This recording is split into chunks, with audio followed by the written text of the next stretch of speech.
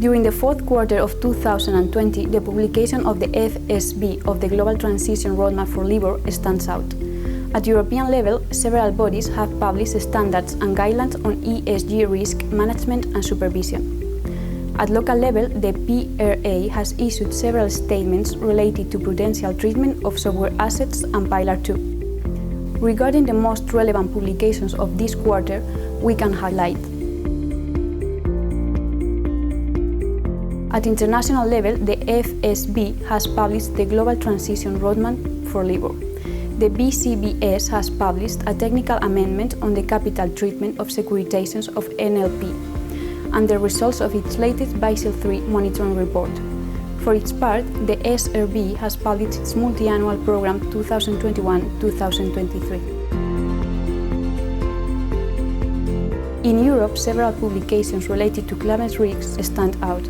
The European Commission published their delegated regulation on EU classification system for green investments.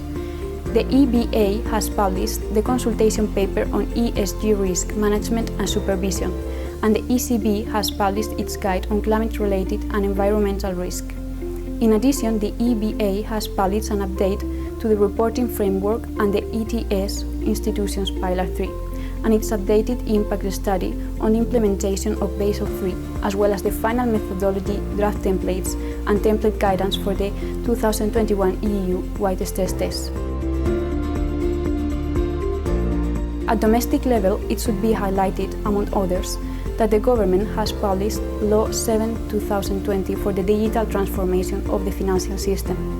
In the US, the agencies published a final rule on regulatory capital treatment for investments in certain unsecured debt instruments. In the UK, the PRA has issued several statements related to prudential treatment of software assets and Pillar 2. Regarding next steps, it should be highlighted that at European level, the EBA 2021 EU-wide stress test will be launched and CRR2 will be applicable. In Spain, Circular 2/2020 on advertising of investment products and services will enter into force. In the US, the final rule on regulatory capital treatment for investments in certain unsecured debt instruments will enter into force.